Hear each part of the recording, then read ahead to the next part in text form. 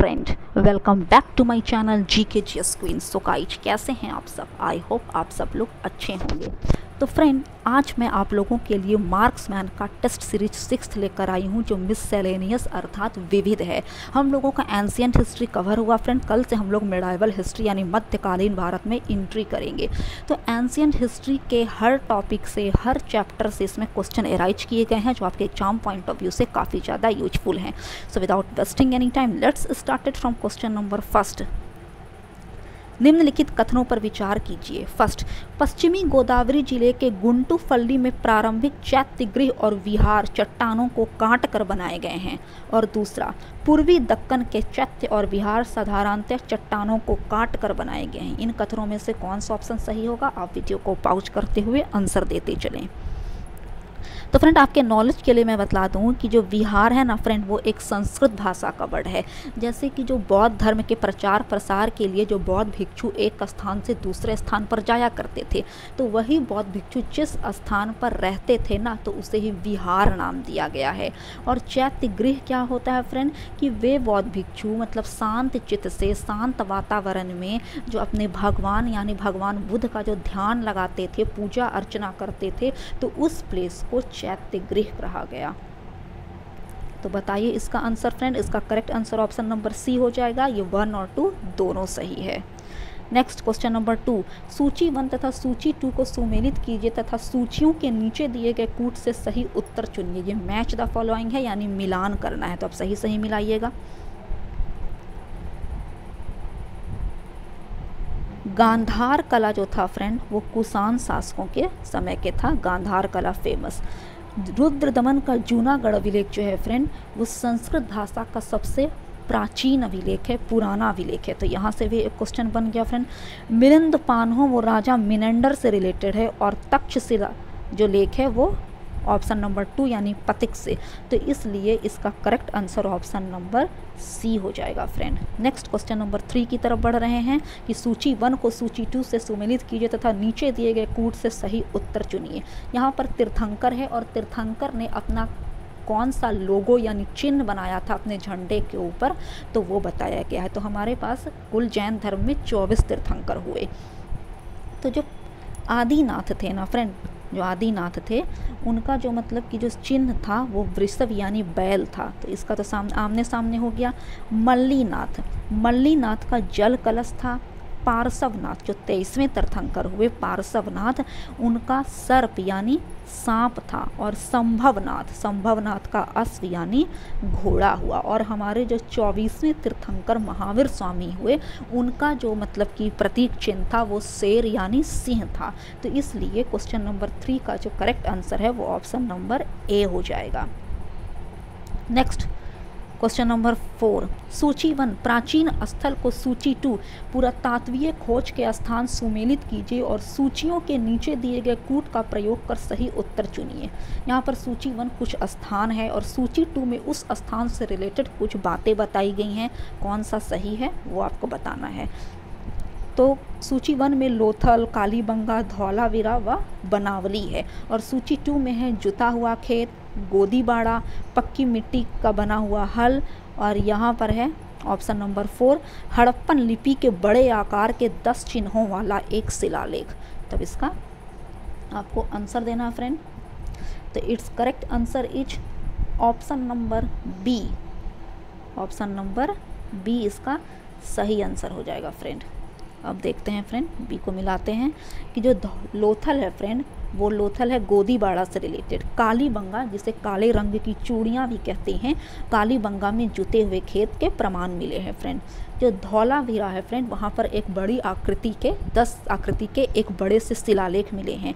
और जो बनावली है फ्रेंड, वहाँ पर पक्की मिट्टी के एक हल प्रदान हुए हैं, एक हल उत्खनन के दौरान हमें प्राप्त हुए हैं।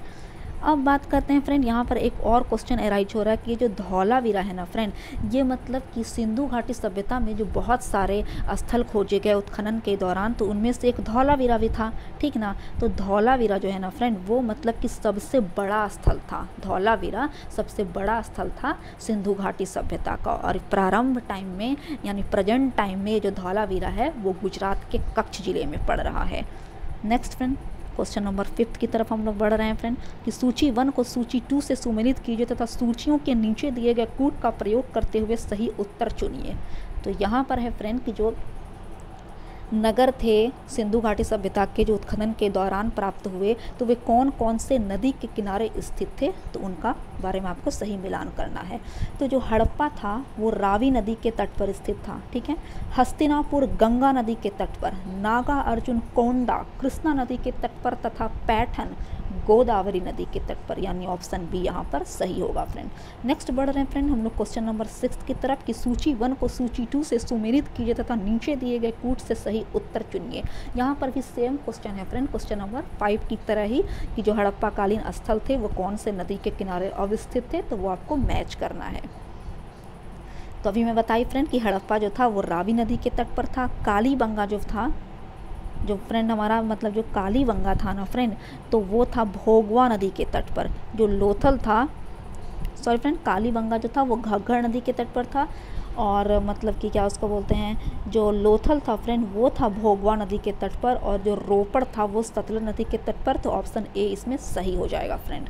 फिर से आप मिला लीजिएगा कि हड़प्पा रावी नदी के तट पर, कालीबंगा घग्गर नदी के तट पर, लोथल भोगवा नदी के तट पर तथा रोपड़ सतलज नदी के तट पर। नेक्स्ट क्वेश्चन नंबर 7, सिंधु घाटी सभ्यता जानी जाती है अपने नगर नियोजन के लिए, मोहनजोदड़ो और हड़प्पा के लिए, अपने कृषि संबंधी कार्य के लिए तथा अपने उद्योगों के लिए।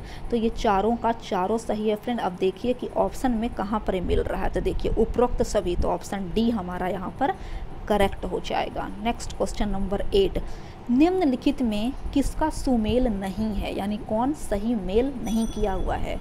तो आलमगीरपुर, आलमगीरपुर उत्तर प्रदेश का मेरठ जिला है, ये बिल्कुल सही है। लोथल, लोथल गुजरात का है, ये भी सही है। कालीबंगा, कालीबंगा यहाँ पर देखिए फ्रेंड ये गलत हो गया हरियाणा, क्योंकि कालीबंगा राजस्थान में स्थित है और रोपड़ पंजाब में स्थित है, तो ये भी सही है। तो इसका जो करेक्ट आंसर होगा फ्रेंड वो ऑप्शन नंबर सी हो जाएगा friend. Next question number 9, Harappa संस्कृति के स्थल एवं उनकी स्थिति संबंधी निम्नलिखित युग्मों में से कौन एक सही सुमेलित नहीं है। तो आलमगीरपुर उत्तर प्रदेश सही है, बनावली हरियाणा ये भी सही है, दायमाबाद महाराष्ट्र ये भी सही है, लेकिन जो राखी गढ़ी है फ्रेंड, ये जो राखी गढ़ी है वो हरियाणा का क्षेत्र है, राजस्थान का नहीं, इसलिए option D is correct. Next question number 10, सूची 1 को सूची 2 से सुमेलित कीजिए तथा सूचियों के नीचे दिए गए कूट के सही उत्तर का चयन कीजिए। तो अब यहाँ पर हड़प्पीय स्थल है और अभी प्रेजेंट टाइम में वो कहाँ पर स्थित है इसके बारे में आपको जानकारी देना है। तो it's correct answer is option number C कि मांडा जो है वो जम्मू कश्मीर में है, दायमाबाद महाराष्ट्र में, कालीबंगा राजस्थान में तथा राखी गढ़ी हरियाणा में स्थित है। नेक्स्ट फ्रेंड हम लोग बढ़ रहे हैं क्वेश्चन नंबर 11 की ओर। इसके बीच में जो भी आपको छोटे मोटे पॉइंट दिखते हैं वो कॉपी में नोट करते चलें, उसे इग्नोर ना करें। क्वेश्चन नंबर 11, हड़प्पा संस्कृति के निम्नलिखित स्थलों में कौन सिंध में अवस्थित है।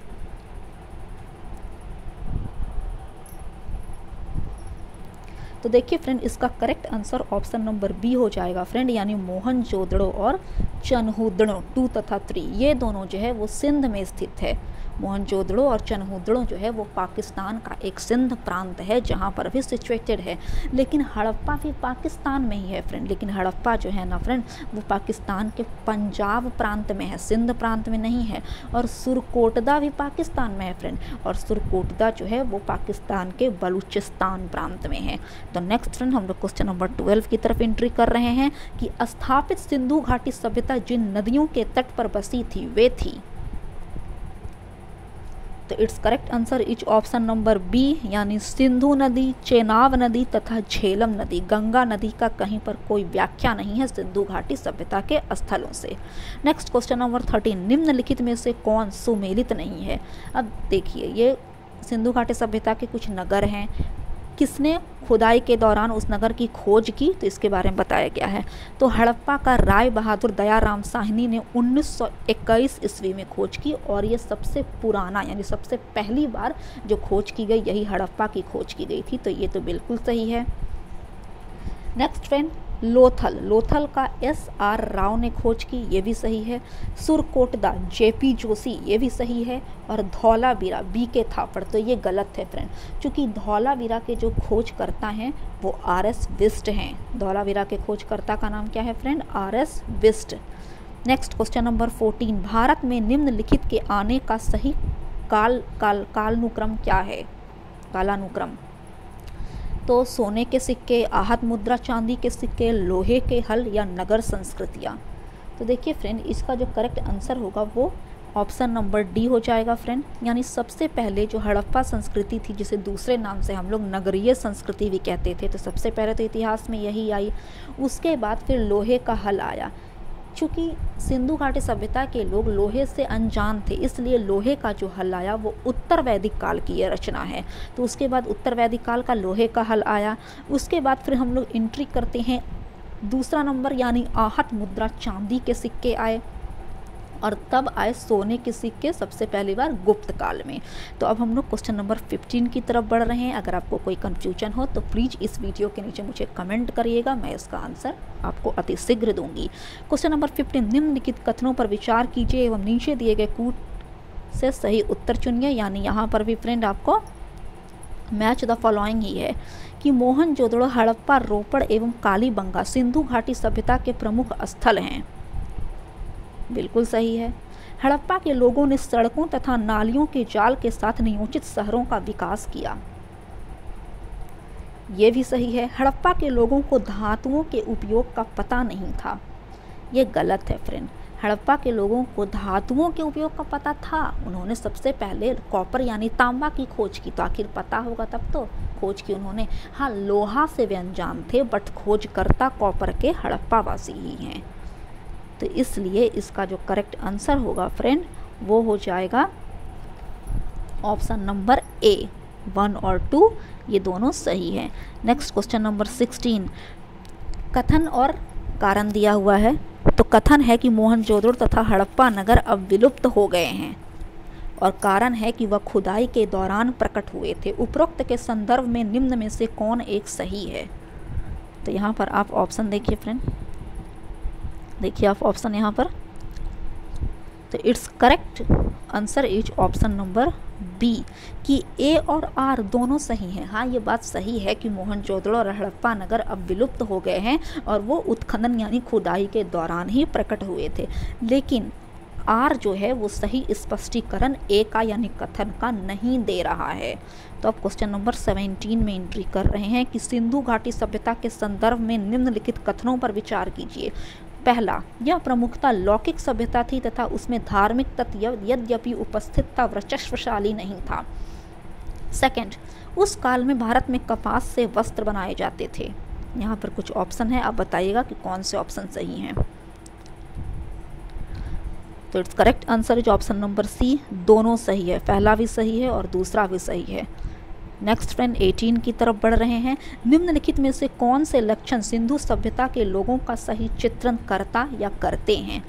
तो पहला, उनके विशाल महल और मंदिर होते थे। देखिए फ्रेंड, मैं डायरेक्ट आपको करवाते चली जा रही हूँ कि सिंधु घाटी के लोग पक्के ईंटों में रहते थे, घरों में, पक्के ईंटों के घरों में, बट कोई बहुमंजिला महल नहीं होते थे और वहाँ तो मंदिर के कोई अवशेष पाए ही नहीं गए, इसलिए पहला तो गलत होगा।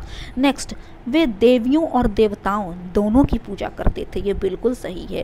थर्ड नंबर, वे युद्ध में घोड़े द्वारा खींचे गए रथों का प्रयोग करते थे।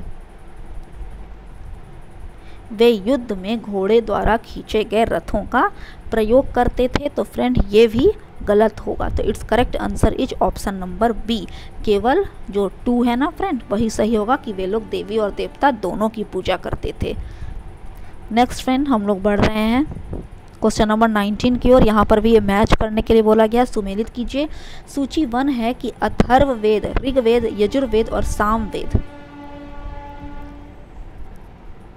तो बताइए फ्रेंड अथर्ववेद ना फ्रेंड औषधियों से संबंधित है। ऋग्वेद में ईश्वर की महिमा का बखान है, और यजुर्वेद जो होता है ना फ्रेंड, वो यजुर्वेद जो है वो बलिदान विधि है। अब देखिए फ्रेंड, ये जो यजुर्वेद था ना, इसमें जैसे पशुओं का जो मतलब कि बलि दिया जाता था, तो बलि के समय जिन मंत्रों का उच्चारण होता था, तो वे मंत्र यहाँ पर यजुर्वेद में लिखे गए हैं। और सामवेद को तो मैंने बताया ही प्रीवियस सेट में कि सामवेद को संगीतमयी वेद कहते हैं, यानी जो मतलब इसका जो गद्य और पद्य ये दोनों में लिखा गया है सामवेद। तो इसलिए 19 का करेक्ट आंसर ऑप्शन नंबर ए हो जाएगा। नेक्स्ट क्वेश्चन नंबर 20, सूची 1 को सूची 2 से सुमेलित कीजिए एवं नीचे दिए गए कूट की सहायता से सही उत्तर चुनिए। तो ऋग्वेद स्रोत एवं प्रार्थनाएं, ठीक है। यजुर्वेद की अगर हम लोग बात करें तो यजुर्वेद हो जाएगा स्रोत एवं कर्मकांड। सामवेद संगीतमयी स्रोत, और अथर्ववेद तंत्र मंत्र जादू टोना वशीकरण वगैरह था अथर्ववेद में। तो इसलिए 20 का ऑप्शन नंबर ए सही होगा। नेक्स्ट 21, सूची 1 को सूची 2 के साथ सुमेलित करो एवं निम्न दिए गए कूट में से सही उत्तर का चयन कीजिए। अब ऋग्वेद जो है ना फ्रेंड, तो इसका जो सही आंसर होगा वो ऑप्शन नंबर सी होगा। ऋग्वेद का जो सबसे पहले व्याख्या दिया गया है वो ऐत्रेय ब्राह्मण नामक पुस्तक में दिया गया है। सामवेद का पंचवीस में, अथर्ववेद का गोपथ में तथा यजुर्वेद का शतपथ ब्राह्मण में। तो इस पॉइंट ऑफ व्यू से ऑप्शन नंबर सी हमारा सही हुआ। नेक्स्ट क्वेश्चन नंबर 22, सूची 1 को सूची 2 से सुमेलित कीजिए तथा सूचियों के नीचे दिए गए कूट से सही उत्तर का चयन कीजिए। यहाँ पर सूची 1 में कुछ वैदिक नदियाँ हैं और उसका प्रेजेंट टाइम में क्या नाम है वो सूची 2 में लिखा गया है। तो कुभा नदी को काबुल कहते हैं। परूशनी को रावी नदियाँ भी कहा जाता है, पुराने ज़माने में उसे परूशनी कहते थे। सदा नीरा जो हमेशा बहती रहती है, अर्थात वो कभी भी सूखती नहीं है, तो जो सदा नीरा है उसे गंडक कहा गया है, और जो सतुद्री है उसे सतलज कहते हैं। तो इसका correct answer option number B हो जाएगा। देखिए फ्रेंड, यहाँ पर कितना क्वेश्चन एराइज हो रहा है फ्रेंड, क्वेश्चन पे क्वेश्चन एराइज होते जा रहा है कि सतलज नदी का प्रारंभिक नाम क्या था, आप बता दीजिएगा सतुद्री। रावी नदी का प्रारंभिक नाम क्या था, तो बता दीजिएगा परूशनी। तो इस प्रकार है ये। नेक्स्ट क्वेश्चन नंबर 23, धर्म तथा रीत भारत की प्राचीन वैदिक सभ्यता के एक केंद्रीय विचार को चित्रित करते हैं। इस संदर्भ में निम्नलिखित कथनों पर विचार कीजिए। क्वेश्चन नंबर 1, धर्म व्यक्ति के दायित्वों एवं स्वयं तथा दूसरों के प्रति व्यक्तिगत कर्तव्यों की संकल्पना था। दूसरा ऑप्शन है फ्रेंड कि रीत मूलभूत नैतिक विधान था जो सृष्टि और उसमें अंतर्निहित सारे तत्वों के क्रियाकलापों को संचालित करता था। अब बताइएगा कि इसका करेक्ट आंसर क्या होगा। तो it's correct answer is option number C. 1 और 2 दोनों इसमें करेक्ट हो जाएंगे। नेक्स्ट 24, निम्नलिखित 4 स्थानों में से हुई बौद्ध संगीतियों का सही कालक्रम नीचे दिए गए कूट से ज्ञात करें। तो वैशाली, जैसा कि मैंने आपको बताया फ्रेंड कि राजगृह में ना सबसे राजगृह में पहला बौद्ध संगीति हुआ था। जो दूसरा बौद्ध संगीति हुआ था वो वैशाली में हुआ था। तीसरा बौद्ध संगीति पाटलिपुत्र अर्थात पटना में हुआ, और चौथा बौद्ध संगीति कुंडलवन कश्मीर में हुआ था। मैंने डेट के साथ आपको प्रीवियस सेट में इसका वर्णन किया है।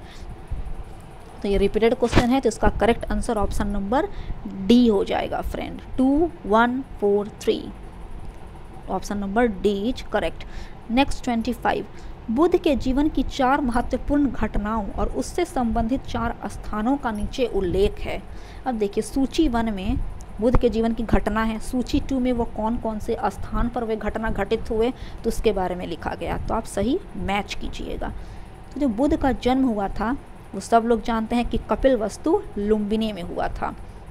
उनको ज्ञान की प्राप्ति बोध गया में हुई, बोधि वृक्ष के नीचे। उन्होंने प्रथम जो प्रवचन दिया जिसे धर्म चक्र प्रवर्तन कहते हैं, तो उन्होंने सारनाथ में दिया। उनका जो निधन हुआ वो कुशीनगर में हुआ। तो इसलिए 25 का जो ऑप्शन होगा फ्रेंड वो सी यहाँ पर करेक्ट हो जाएगा। नेक्स्ट 26, सूची 1 को सूची 2 से सुमेलित कीजिए तथा सूचियों के नीचे दिए गए कूट से सही उत्तर चुनिए। यहाँ पर सूची 1 में चिन्ह है और सूची 2 में उस चिन्ह का क्या अर्थ था बुद्ध के जीवन से रिलेटेड, ये आपको बताना है। तो जन्म, बुद्ध का जब जन्म हुआ तो उनका जो चिन्ह था वो कमल था। कि एज ए लोटस जो फ्लावर था कमल का, उनको बुद्ध के जन्म के चिन्ह के तौर पर रखा गया। प्रथम प्रवचन को धर्म चक्र प्रवर्तन का नाम दिया गया। महाबोधि वृक्ष, महाबोधि जो है ना वो बोधि वृक्ष से रिलेटेड है। और त्याग, जब उन्होंने घर को छोड़ा, अपने बीबी बच्चों को छोड़ा, अर्थात जब उन्होंने गृह त्याग किया, तो उनका जो प्रतीक था वो उनका घोड़ा था जिसका नाम कंथक था, और सारथी का नाम चन्ना था। ये भी मैंने बता चुका है। तो इसलिए इसका correct answer option number D हो जाएगा। 4, 2, 1, 3। Next question number 27, Mahatma Buddha के संबंध में निम्नलिखित कथनों में कौन सही है? पहला, उनका जन्म कपिलवस्तु में हुआ था, बिल्कुल सही। नेक्स्ट, उन्होंने बोध गया में ज्ञान प्राप्त किया, ये भी सही। थर्ड, उन्होंने वैदिक धर्म को अस्वीकार किया था। फ्रेंड, जो 4 वेद थे, ऋग्वेद, यजुर्वेद, सामवेद और अथर्ववेद, तो वैदिक धर्म का जो ज्ञान था ना, उनको महात्मा बुद्ध ने नहीं स्वीकार किया था, तो इस पॉइंट ऑफ व्यू से ये भी सही। और चौथा है कि उन्होंने आर्य सत्य का प्रचार किया था, ये भी सही। अर्थात आप यहाँ पर मैच कर लीजिए तो ऑप्शन नंबर डी हो जाएगा करेक्ट, कि 1, 2, 3 तथा 4 यहाँ पर चारों सही है। ठीक है, अब क्वेश्चन नंबर 28 की तरफ बढ़ रहे हैं। गौतम बुद्ध के बारे में निम्न में से क्या सत्य है? पहला ऑप्शन, वे कर्म में विश्वास करते थे। दूसरा, आत्मा का शरीर में परिवर्तन मानते थे, कर्म में विश्वास करते थे, ये बात सही है। और उनका कथन था कि जब आत्मा, यानी जब किसी व्यक्ति की मृत्यु हो जाती है तो जब उससे आत्मा जो निकलती है ना, तो वो फिर से दूसरे शरीर में प्रवेश करती है।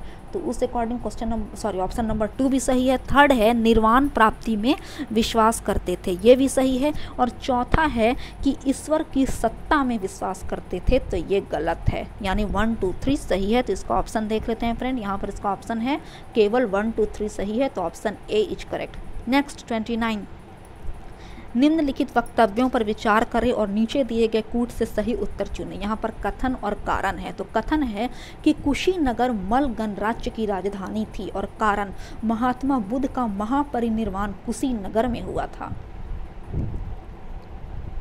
तो फ्रेंड, ये बात सही है कि कुशीनगर मल गणराज्य की राजधानी थी, और आर भी सही है, यानी कि महात्मा बुद्ध का जो डेथ हुआ था, यानी महापरिनिर्वाण हुआ था, वो कुशीनगर में हुआ था, और मल्लों ने ही उनका अंतिम संस्कार किया था।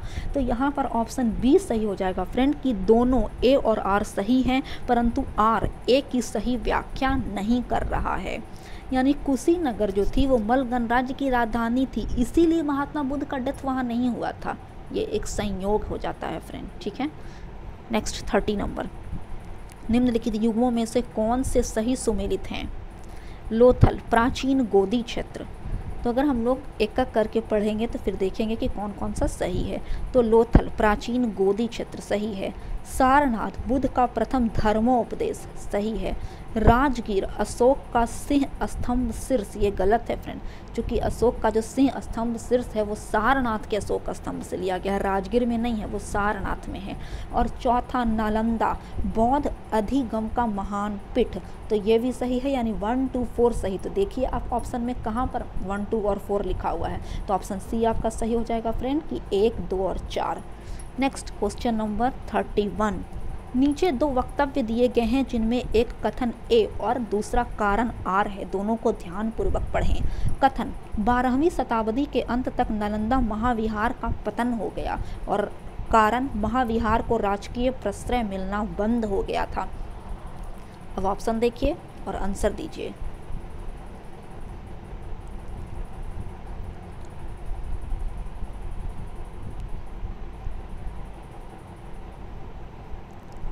तो it's correct answer is option number B, कि ए तथा आर दोनों सही है फ्रेंड, ए और आर दोनों सही हैं, कि 12वीं शताब्दी के अंत तक नालंदा महाविहार समाप्त हो गया था, पतन हो गया था, और महाविहार को राजकीय प्रश्रय मिलना भी बंद हो गया था, दोनों सही हैं, परंतु आर ए की सही व्याख्या नहीं करता है। नेक्स्ट फ्रेंड, हम लोग बढ़ रहे हैं क्वेश्चन नंबर 32 की ओर। निम्नलिखित में से कौन से बौद्ध धर्म और जैन धर्म दोनों में समान रूप से विद्यमान थे, यानी मौजूद थे? तो it's correct answer is option number B, 2, 3 और 4, यानी बौद्ध और जैन दोनों धर्म में क्या सिमिलरिटी थी? तो वेद प्रामाण्य के प्रति अनास्था, कर्म कांडों की फलवता का निषेध और प्राणियों की हिंसा का निषेध अर्थात अहिंसा। नेक्स्ट 33, प्राचीन भारतीय इतिहास के संदर्भ में निम्नलिखित में से कौन सा बौद्ध धर्म और जैन धर्म दोनों में समान रूप से विद्यमान था यानी मौजूद था?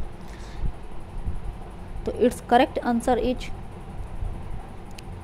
ऑप्शन नंबर बी, केवल 2 और 3 यानी वेद प्रामाण्य के प्रति अनास्था और तीसरा कर्म कांडों की फलवता का निषेध। नेक्स्ट क्वेश्चन नंबर 34, भगवान बुद्ध ने निम्नलिखित 4 आर्य सत्यों का प्रतिपादन किया। नीचे दिए गए कूट का प्रयोग करके उन्हें सही क्रम में रखिए। तो ऑप्शन ए सही होगा फ्रेंड। सबसे पहले उन्होंने कहा था कि दुख है, उसके बाद दुख का कारण है, फिर दुख का निरोध है और चौथा दुख निरोध का मार्ग है। तो option A is correct. Next 35, बौद्ध दर्शन के अनुसार विचार कीजिए। कथन पुनर्जन्म नहीं होता है, कारण आत्मा की सत्ता नहीं है। निम्नलिखित कूट से अपना सही उत्तर चुनिए। तो बताइए फ्रेंड, 35 का जो आंसर होगा फ्रेंड वो ऑप्शन नंबर डी हो जाएगा कि ए गलत है किंतु आर सही है। पुनर्जन्म नहीं होता है, नहीं, बौद्ध धर्म के अनुसार हर व्यक्ति का पुनर्जन्म होता ही होता है। तो ऑप्शन ए जो होगा वो गलत है, परंतु आर सही है कि आत्मा की सत्ता नहीं है। नेक्स्ट फ्रेंड हम लोग एंट्री कर रहे हैं क्वेश्चन नंबर 36 में। बौद्ध धर्म के विषय में कौन सा कथन सही है? पहला, उसने वर्ण एवं जाति को अस्वीकार नहीं किया। दूसरा, उसने ब्राह्मण वर्ग की सर्वोच्च सामाजिक कोटि को चुनौती दी। और तीसरा, उसने कुछेक शिल्पों को निम्न माना।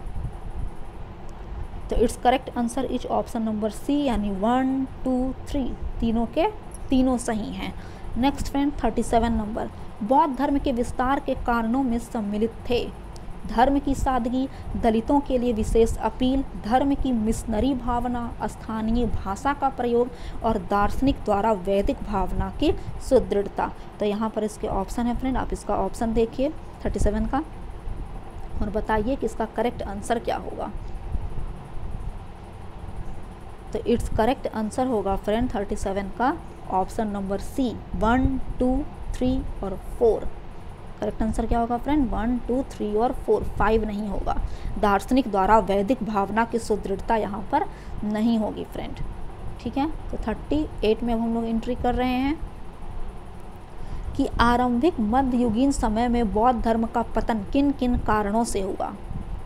आप कारण पढ़िए फ्रेंड, मैं कुछ सेकंड का टाइम दे रही हूँ और आपको।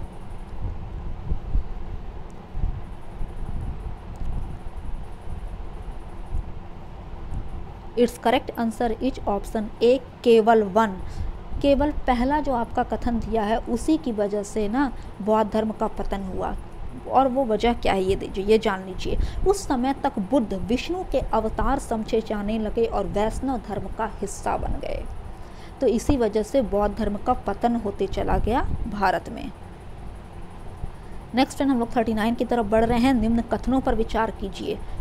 पहला, वर्धमान महावीर की माता लिच्छवी की मुख्य चेतक की पुत्री थी। ये गलत है फ्रेंड, वो चेतक की पुत्री नहीं बल्कि चेतक की बहन थी। आप याद रखिएगा कि महावीर की जो माता थी वो लिच्छवी नरेश चेतक की बहन थी।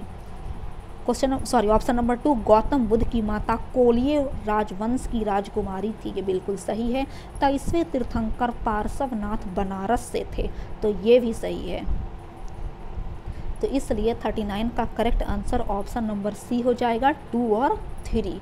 नेक्स्ट 40 की तरफ बढ़ रहे हैं। निम्नलिखित में से कौन से कथन जैन सिद्धांत के अनुरूप हैं?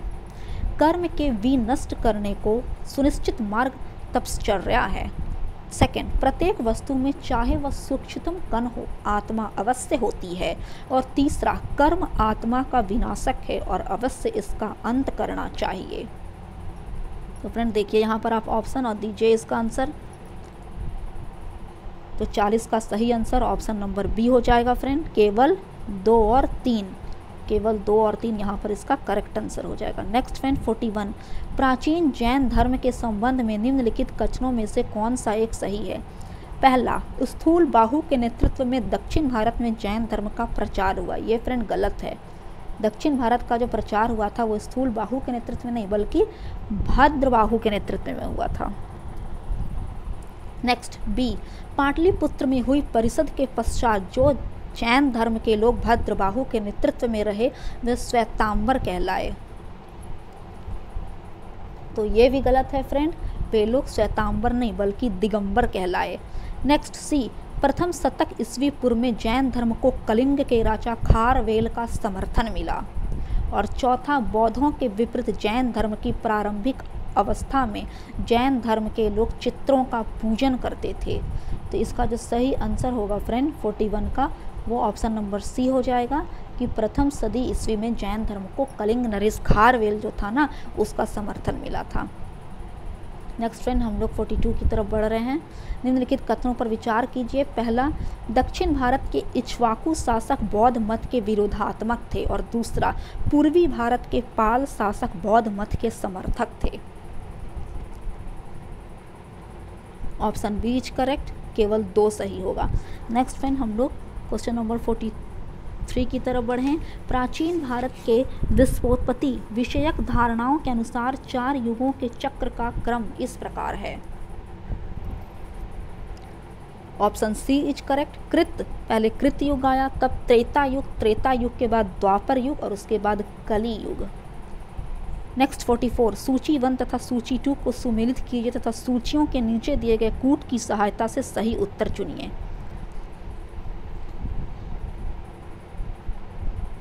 तो it's correct answer is option number C, यानी जैन धर्म पावापुरी में उसका निवास, मतलब बड़े बड़े मंदिर बने हुए हैं जैन धर्म से। हिंदू धर्म वाराणसी, इस्लाम धर्म मदीना व ईसाई धर्म वेटिकन। नेक्स्ट 45, सूची 1 तथा सूची 2 को सुमेलित कीजिए तथा सूचियों के नीचे दिए गए कूट की सहायता से सही उत्तर चुनिए। सूची 1 में राजा है और सूची 2 में उन राजा के जो राज्य हैं वो आपको चुनना है। तो it's correct answer is option number C, यानी चंड प्रदोष जो थे ना वो अवंती के राजा थे, उदयन मगध के, प्रसेनजीत कौशल के तथा अजात शत्रु जो था ना फ्रेंड वो अजात शत्रु कहाँ का था फ्रेंड, तो वो मगध का था। चलिए फ्रेंड अब हम लोग आगे बढ़ रहे हैं 46 की ओर। निम्न कथनों पर विचार कीजिए। चाणक्य के बचपन का नाम विष्णुगुप्त था, सही है। चाणक्य का उपनाम कौटिल्य था, ये भी सही है। चाणक्य को भारत का मैकियावेली कहा जाता है, करेक्ट। चाणक्य के पिता का नाम चनक था, सही। चाणक्य ने लोक प्रशासन की प्रथम प्रमाणिक पुस्तक अर्थशास्त्र की रचना की थी, यानी सब के सब सही हैं चाणक्य के बारे में। तब इसका ऑप्शन मिलाइए तो सभी कथन, तो ऑप्शन डी यहाँ पर सही हो जाएगा। नेक्स्ट 47, निम्न में से कौन सा युग्म उपयुक्त जोड़ी है? पार्श्वनाथ जंत्र का, बिंदुसार शाक्य, स्कंदगुप्त मौर्य और चेतक लिच्छवी। तो 47 का करेक्ट आंसर हो जाएगा फ्रेंड ऑप्शन नंबर डी, ये सही है कि चेतक लिच्छवी। नेक्स्ट 48, निम्नलिखित मगध राजवंशों को काल क्रमानुसार व्यवस्थित कीजिए। तो ऑप्शन बी इज करेक्ट। सबसे पहले मगध पर हर्यंग वंश का शासक था, हर्यंग वंश के बाद नंद वंश, नंद वंश के बाद मौर्य और फिर लास्ट में सुंग वंश, ठीक है। नेक्स्ट 49, सूची 1 तथा सूची 2 को यहाँ पर भी मैच करना फ्रेंड। अगर मैं उतना बार बार पढ़ूंगी तो वीडियो काफ़ी ज़्यादा लेंथी हो जाएगा, इसलिए मैच द फॉलोइंग रहेगा। तो मैं डायरेक्ट बोलूँगी कि मैच करना है।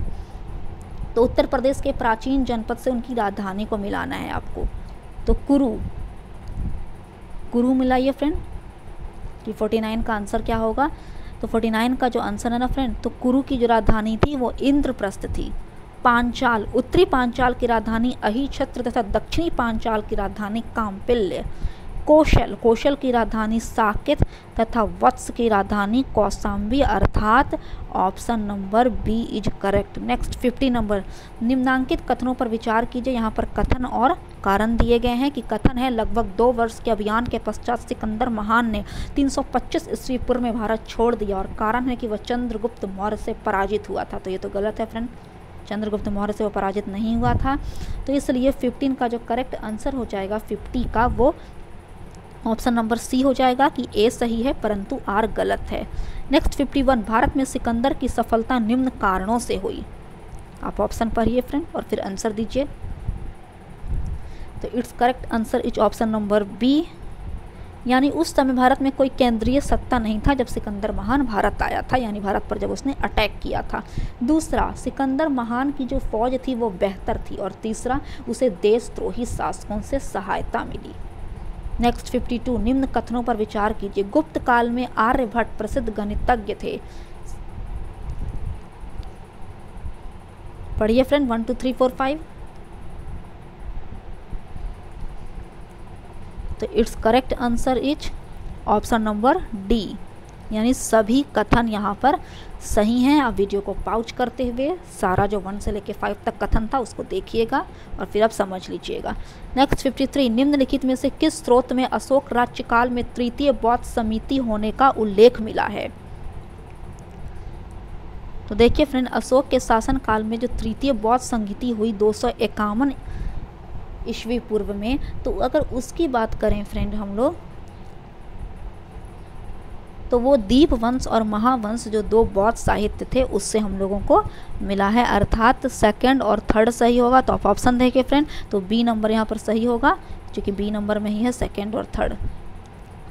नेक्स्ट 54, सूची 1 को सूची 2 से सुमेलित कीजिए तथा नीचे दिए गए कूट से सही उत्तर चुनिए। यहाँ पर स्थान है और उसके स्मारक हैं, तो आप मिलाइए और फिर देखिए, बताइए इसका आंसर 54 का। तो 54 का आंसर होगा friend option number C. Next 55, तीर्थ यात्रा के समय सम्राट अशोक निम्नलिखित स्थानों पर गए, उन्होंने किस मार्ग का अनुगमन किया? नीचे दिए गए कूट से सही उत्तर चुनिए। Its correct answer is option number B. Next 56, कथन और कारण है। अशोक ने कलिंग को मौर्य साम्राज्य में जोड़ लिया था और कारण, कलिंग दक्षिण भारत को जाने वाले स्थलीय एवं समुद्री मार्गों को नियंत्रित करता था।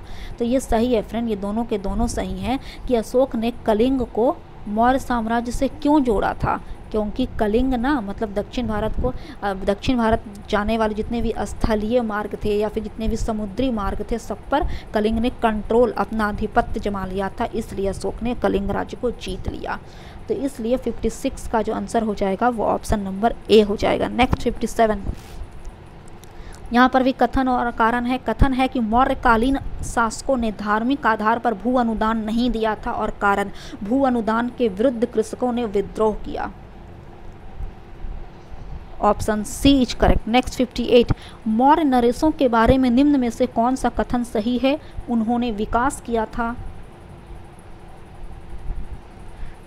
केवल 1, 3 और 4 का, संस्कृति, कला व साहित्य का, प्रांतीय विभाजन का तथा हिंदू कुश तक साम्राज्य का। नेक्स्ट 59, निम्नलिखित व्यक्ति भारत में किसी न किसी समय आए। फाहियान, इत्सिंग, मेगस्थनीज व ह्वेनसांग। आपको सही कालानुक्रम में इसको सजाना है कि वो कब कब आए। तो it's correct answer is option number B. सबसे पहले मेगस्थनीज आया था फ्रेंड चंद्रगुप्त मौर्य के दरबार में।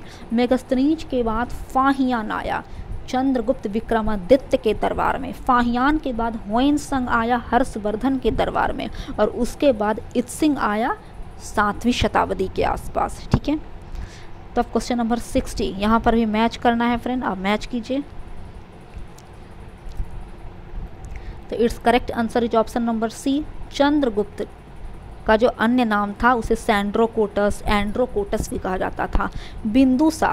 बिंदुसार का दूसरा नाम अमित्रघात था, यानी शत्रुओं का नाश करने वाला। अशोक का नाम, अन्य नाम प्रियदर्शी था और चाणक्य का तो विष्णुगुप्त कौटिल्य था ही। नेक्स्ट 61, निम्न कथनों पर विचार कीजिए। पढ़िए फ्रेंड इसको और उसका आंसर दीजिए। It's correct answer is option number D, यानी 1, 2, 3 तीनों के तीनों सही हैं। अब देखिए है क्या।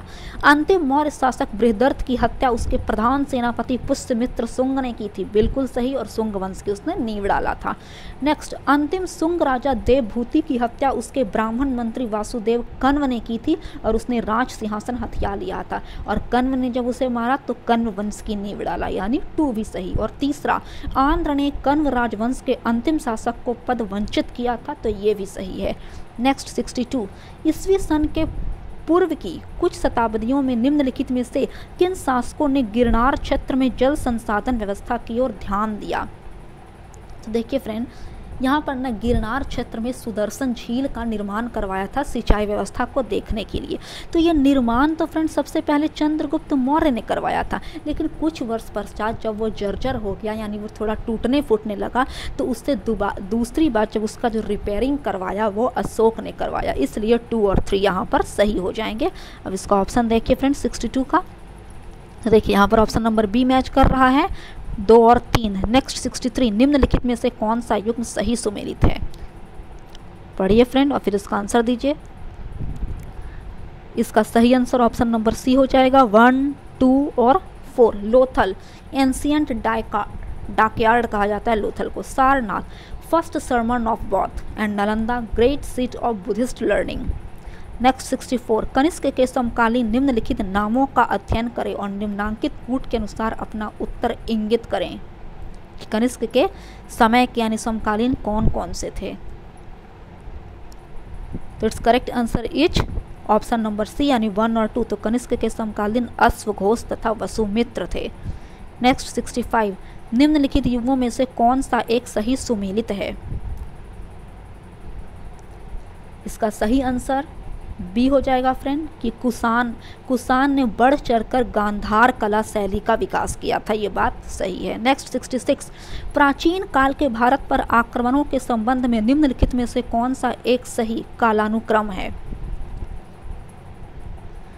It's correct answer is option number ए। सबसे पहले यूनानियों ने अटैक किया भारत पर, उसके बाद शक लोग आए और उसके बाद कुषाण। नेक्स्ट 67, निम्न कथनों पर विचार कीजिए। यहाँ पर कथन और कारण है। कथन है कि कुषाण फारस की खाड़ी और लाल सागर से होकर व्यापार करते थे, तथा कारण है कि उनकी सुसंगठित नौसेना उच्च कोटि की थी। यहाँ पर आप इसका ऑप्शन देख सकते हैं।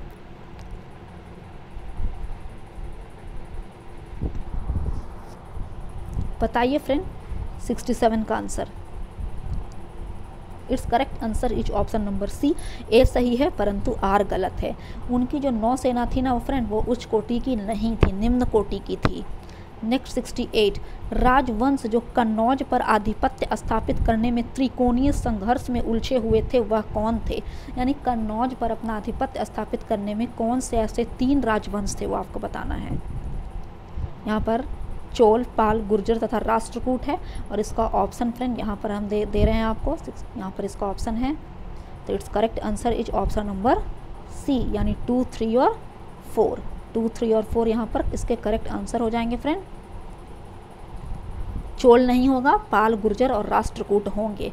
नेक्स्ट फ्रेंड 69 की तरफ हम लोग बढ़ रहे हैं कि प्राचीन भारत में देश की अर्थव्यवस्था में अत्यंत महत्वपूर्ण भूमिका निभाने वाली श्रेणी संगठन के संदर्भ में कौन सा कथन सही है?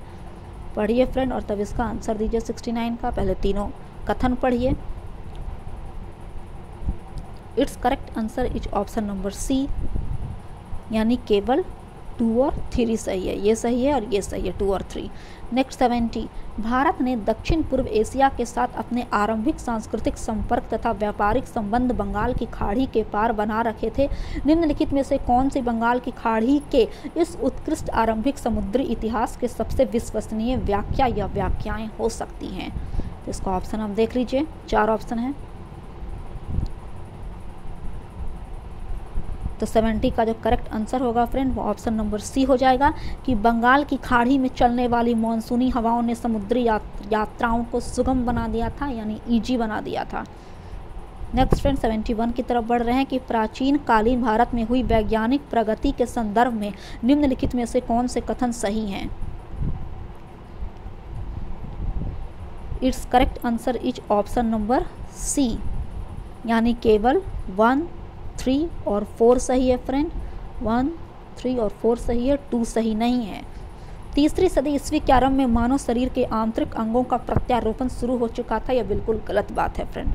तो नेक्स्ट फ्रेंड हम लोग बढ़ रहे हैं क्वेश्चन नंबर 72 की तरफ कि निम्नलिखित कथनों को ध्यानपूर्वक पढ़िए। पहला, गुप्त सम्राट स्वयं के लिए दैवीय अधिकारों का दावा करते थे। सेकंड, उनका प्रशासन नितांत केंद्रीकृत था। और थर्ड, उन्होंने भूमि दान की परंपरा को विस्तारित किया।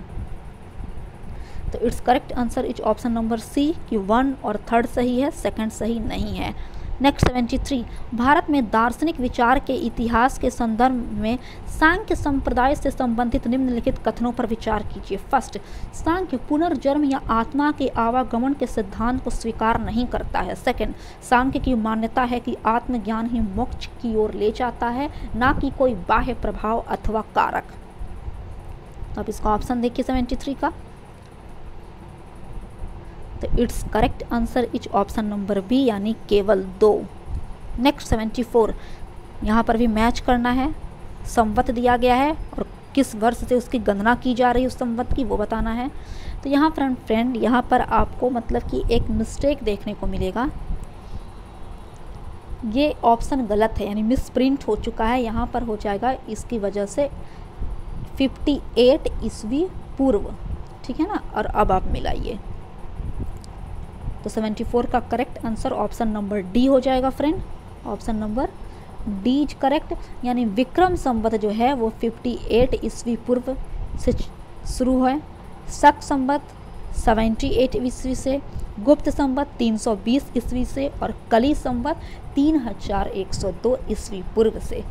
नेक्स्ट 75, निम्न कथनों पर विचार कीजिए तथा नीचे दिए गए कूटों से सही उत्तर चुनिए। तो 75, विक्रम संवत 58 ईस्वी पूर्व से आरंभ हुआ।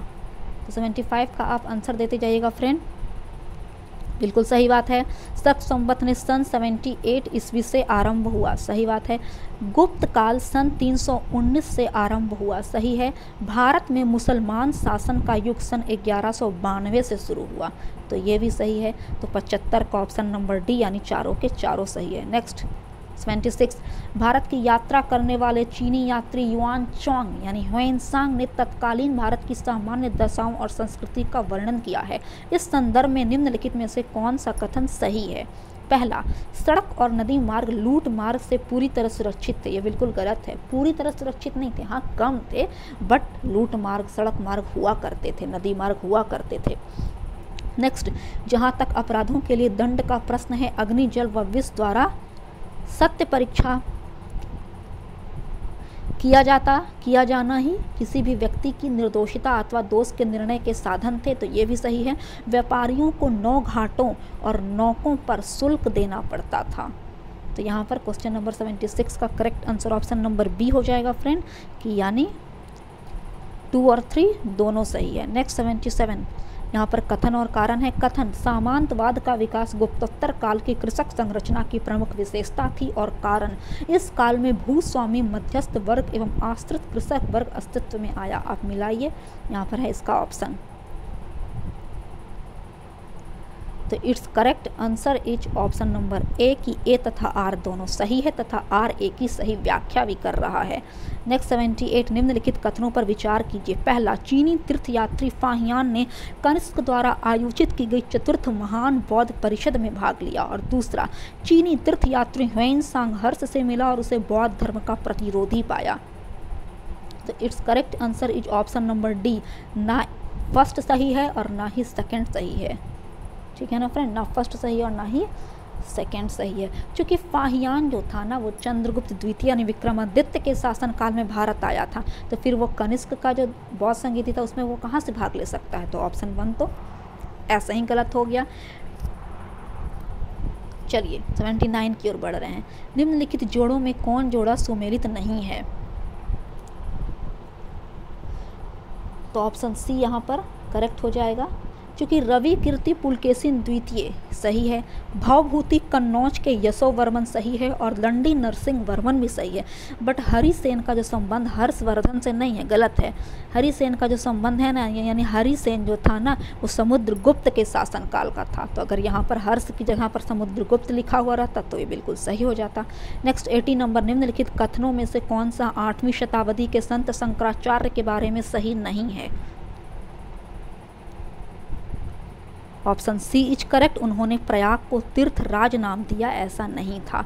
उन्होंने भारत के विभिन्न क्षेत्रों में 4 धाम स्थापित किए थे, यह सही है। उन्होंने बौद्ध और जैन धर्म के विस्तार पर रोक लगाई थी, यह भी सही है। उन्होंने वेदांत का प्रसार किया था, यह भी सही है। नेक्स्ट 81, आदि शंकराचार्य द्वारा स्थापित 4 मठ कहाँ स्थित हैं? ऑप्शन सी, ये 4 मठ हैं जोशी मठ, द्वारका में, पुरी में तथा श्रृंगेरी में। नेक्स्ट 82, यहाँ पर मैच करना है दरबारी कवि और वो किस राजा के दरबारी कवि थे ये आपको बताना है। तो it's correct answer is option number B, यानी आमिर खुसरो अलाउद्दीन खिलजी, कालिदास चंद्रगुप्त द्वितीय, हरिसेन समुद्रगुप्त और बाण भट्ट हर्षवर्धन। नेक्स्ट 83, यहाँ पर भी मैच करना है फ्रेंड, आप मैच कीजिए इसको। तो it's correct answer is option number D, यानी भोज धार से, दुर्गावती गोंडवाना से, समुद्रगुप्त उज्जैन से तथा समुद्रगुप्त विदिशा से तथा अशोक उज्जैन से। तो यहाँ पर ऑप्शन नंबर डी सही हो जाएगा। नेक्स्ट 84, एलिफेंटा के प्राचीन स्मारक हैं। ऑप्शन डी सही होगा, 1 और 3, यानी बौद्ध धर्म और शैव धर्म से रिलेटेड। नेक्स्ट 85, एलोरा के गुहा मंदिर संबंधित हैं। यहाँ पर करेक्ट आंसर होगा फ्रेंड ऑप्शन नंबर डी, 1, 2 और 3, यानी हिंदू धर्म, बौद्ध धर्म, जैन धर्म तीनों से संबंधित है एलोरा के गुहा मंदिर। नेक्स्ट 86, भारतीय शिला वस्तु के इतिहास के संदर्भ में निम्नलिखित कथनों पर विचार कीजिए। तो पढ़िए फ्रेंड और इसका आंसर दीजिए। It's correct answer is option number C, केवल 3 यहाँ पर सही है कि एलोरा में गुफाएं विभिन्न धर्मों के लिए बनाई गई थी। नेक्स्ट 87, निम्नलिखित ऐतिहासिक स्थलों पर विचार कीजिए। अजंता की गुफाएं, लेपाक्षी मंदिर, सांची स्तूप और उपरोक्त स्थलों में से कौन सी भित्ति चित्रकला के लिए जानी जाती है। तो it's correct answer is option number C, यानी 1, 2, 3 तीनों जानी जाती है। नेक्स्ट 88, भारत के बौद्ध स्तूपों के बारे में निम्नलिखित कथनों में से कौन सा सही नहीं है। करेक्ट आंसर यहाँ पर सी होगा फ्रेंड कि ये ग्रामीण इलाकों में स्थित थे। ये बिल्कुल गलत बात है। जितने भी बौद्ध स्तूप हुआ करते थे ना, वो मतलब भीड़ भाड़ जगह वाले इलाकों में स्थित रहते थे। नेक्स्ट 89, निम्नलिखित युगों में से कौन सा एक सही सुमेलित है। तो एक साइड भक्ति संत हैं और दूसरा दर्शन है, तो आप बताइए इसका कौन सा सही सुमेलित है। तो it's correct answer is option number C, यानी रामानुजाचार्य जो थे ना वो विशिष्टाद्वैत से रिलेटेड थे। ये बिल्कुल सही है। नेक्स्ट 90, भारत के सांस्कृतिक इतिहास के संदर्भ में निम्नलिखित कथनों पर विचार कीजिए। पढ़िए फ्रेंड के चारों ऑप्शन को और आंसर दीजिए। यहाँ पर देखिए इसका आंसर ऑप्शन ये है ABCD। तो it's correct answer is option number B, केवल 2 और 4 सही है। नेक्स्ट 91, निम्न कथनों पर विचार कीजिए। It's correct answer is option number D, यानी 1, 2, 3, 4 चारों के चारों सही हैं। देखिए ये है क्या। तो फाहियान प्रथम चीनी यात्री था जिसने चंद्रगुप्त द्वितीय विक्रमादित्य के शासन में भारत की यात्रा की थी। बिल्कुल सही बात है। ह्वेनसांग हर्षवर्धन के समय में भारत आया, सही है। इत्सिंग चीनी बौद्ध यात्री था, सही है। और चौथा अल मसूदी बगदाद का यात्री था, ये भी सही है। तो 92, निम्न कथनों पर विचार कीजिए। पढ़िए, ये वेद के बारे में दिया गया है। ये 1, 2, 3 है। यहाँ पर देखिए ये 4 और 5 भी हैं। 92 का correct answer option number D हो जाएगा फ्रेंड्स। सब के सब कथन बिल्कुल सही हैं। नेक्स्ट 93, मुगल काल के निम्नलिखित युद्धों को काल क्रमानुसार व्यवस्थित कीजिए। तो देखिए फ्रेंड ये मेडाइवल हिस्ट्री का है। यहाँ पर से जितना भी क्वेश्चन है राइट हो रहा 93 से। ये मुगल काल यानी मेडाइवल हिस्ट्री में मध्यकालीन भारत में आता है। तो फ्रेंड अभी तो मध्यकालीन भारत हम लोग कल से स्टार्ट ही करेंगे। इसके बावजूद भी इस सेट में आ चुका है, तो मैं आपको डीपली तो नहीं बट शॉर्ट में बताते चली जाऊँगी। कुछ पॉइंट होगा तो आप बेशक नोट कर सकते हैं अपने नोटबुक में। तो 93 का करेक्ट आंसर ऑप्शन नंबर ए हो जाएगा फ्रेंड। चूँकि खानवा का जो युद्ध था ना फ्रेंड, वो खानवा का युद्ध बाबर ने किया था राणा सांगा के साथ 1527 ईस्वी में। नोट करते चलिए। दूसरा युद्ध जो हुआ खानवा के बाद वो घाघरा का युद्ध हुआ, ये भी बाबर ने किया मोहम्मद लोदी के साथ 1529 ईस्वी में। तीसरा जो युद्ध हुआ फ्रेंड वो चौसा का युद्ध हुआ फ्रेंड। ये जो युद्ध था वो बाबर का बेटा हुमायूं ने किया शेर शाह सूरी के साथ 1539 ईस्वी में, चौसा का युद्ध। और चौथा जो लास्ट युद्ध है फ्रेंड इस सीरीज में वो सामूगढ़ का युद्ध था। और ये जो सामूगढ़ का युद्ध था फ्रेंड वो 1658 ईस्वी में किया गया था। सामूगढ़ का युद्ध 1658 में। ठीक है फ्रेंड। तो 93 का ऑप्शन ए सही हो जाएगा। नेक्स्ट फ्रेंड हम लोग 94 की तरफ बढ़ रहे हैं। यहाँ पर मैच करना है फ्रेंड, स्मारक दिया गया है और वो स्मारक के निर्माता कौन है वो आपको बताना है। तो अलाई दरवाज़ा दिल्ली वो अलाउद्दीन खिलजी ने बनाया। बुलंद दरवाज़ा फतेहपुर सिकरी वो अकबर ने बनाया। मोती मस्जिद आगरा औरंगजेब ने तथा मोती मस्जिद दिल्ली वो शाहजहां ने। तो इस पॉइंट ऑफ व्यू से इसका जो करेक्ट आंसर हुआ वो ऑप्शन नंबर ए हुआ, यानी 1 2 3 4 1 2 3 4। 93 का ऑप्शन नंबर 94 का option number A is correct. 1 2 3 4। Alai Darwaza Delhi का जो था वो बहुत इंपॉर्टेंट क्वेश्चन है फ्रेंड, आप सब लोग सब ध्यान देते चलिएगा कि अलाउद्दीन खिलजी ने बनाया था। फतेहपुर सिकरी का जो बुलंद दरवाज़ा है वो अकबर का है, और आगरा में जो मोती मस्जिद सिचुएटेड है वो शाहजहां ने बनवाया था, और दिल्ली का जो मोती मस्जिद है वो औरंगजेब ने बनवाया था। नेक्स्ट फ्रेंड हम लोग बढ़ 95 की तरफ कि निम्नलिखित में से कौन सा सही सुमेलित है। It's correct answer is option number B, Guru Arjun देव आदि ग्रंथ के रचनाकार हैं। और गुरु अर्जुन देव जो थे ना, देखिए फ्रेंड, जो मतलब कि सिख लोग थे उनके कुल मिला के 10 गुरु हुए। कितने गुरु हुए? 10 गुरु हुए। तो गुरु अर्जुन देव 5वें नंबर के गुरु थे जिन्होंने आदि ग्रंथ की यानी गुरु ग्रंथ साहिब की रचना की थी। तो ये सही है। इसके बारे में डिस्कस थे हम लोग जब मेडाइवल में एंट्री करेंगे, जब सिखों के बारे में पढ़ेंगे तब बताएंगे। नेक्स्ट 96, निम्नलिखित में से किन सिख गुरुओं को तत्कालीन शासक द्वारा मृत्यु दंड दिया गया था। तो it's correct answer is option number ए 2 और 4, गुरु अर्जुन देव को और गुरु तेग बहादुर को उस समय के जो भी शासक हुए थे उनके द्वारा इन्हें मार दिया गया था, मौत के घाट उतार दिया गया था। नेक्स्ट 97, 12वीं सदी के आसपास इस्लामिक दुनिया के विभिन्न हिस्सों में सूफी सिलसिलों का रूप निर्धारण आरंभ हुआ जो प्रकट करता है। 97 का आप पढ़िए, तीनों ऑप्शन और यहाँ पर है, आप दीजिए इसका आंसर। तो it's correct answer is option number ए, केवल 1 और 2 सही है। नेक्स्ट 98, कथन राज्य के मामले में शिवाजी एक मंत्री परिषद से परामर्श लेते थे। कारण प्रत्येक मंत्री अपने विभाग का स्वतंत्र प्रभार रखता था। यहाँ पर इसके कूट हैं, आप देख लीजिए। तो इसका सही आंसर ऑप्शन नंबर सी हो जाएगा फ्रेंड। कि ये बात तो सही है कि जो शिवाजी थे ना, छत्रपति शिवाजी, वो मतलब कि राज्य के मामले में एक मंत्री परिषद से सलाह जरूर लेते थे, लेकिन मतलब कि प्रत्येक मंत्री अपने विभाग का मतलब स्वतंत्र प्रभार रखता था, ऐसा नहीं है। ऐसा कुछ भी नहीं था शिवाजी के शासनकाल में। तो नेक्स्ट 99, निम्नलिखित को उसके शासनकाल के क्रम में व्यवस्थित कीजिए। पढ़िए, बाजीराव, बालाजी बाजीराव, बालाजी विश्वनाथ और माधवराव। तो it's correct answer is option number C. सबसे पहले बालाजी विश्वनाथ आए, उसके बाद बाजीराव आए, तब बालाजी बाजीराव आए और लास्ट में माधवराव आए। नेक्स्ट और लास्ट क्वेश्चन 100 की तरफ हम लोग बढ़ रहे हैं फ्रेंड कि निम्नलिखित को सही कालानुक्रम में रखें। छत्रपति शिवाजी, राजा राज, संभाजी या शिवाजी द्वितीय। तो it's correct answer is option number B. सबसे पहले संभाजी की एंट्री होती है, संभाजी के बाद आते हैं राजा राज, तब शिवाजी द्वितीय, और ये जो सीरीज चल रहा है 4 का, इसमें सबसे लास्ट में छत्रपति साहू जी आते हैं। तो फ्रेंड ये था हमारा 100 क्वेश्चंस का एक मिससेलेनियस जो एंशिएंट हिस्ट्री से रिलेटेड था। आई होप आपको ये वीडियो पसंद आया है। अगर मेरा ये वीडियो आपको पसंद आया तो please subscribe my channel, please friend, please supports me and share my videos with family and friend. तब तक के लिए जय हिंद, जय भारत।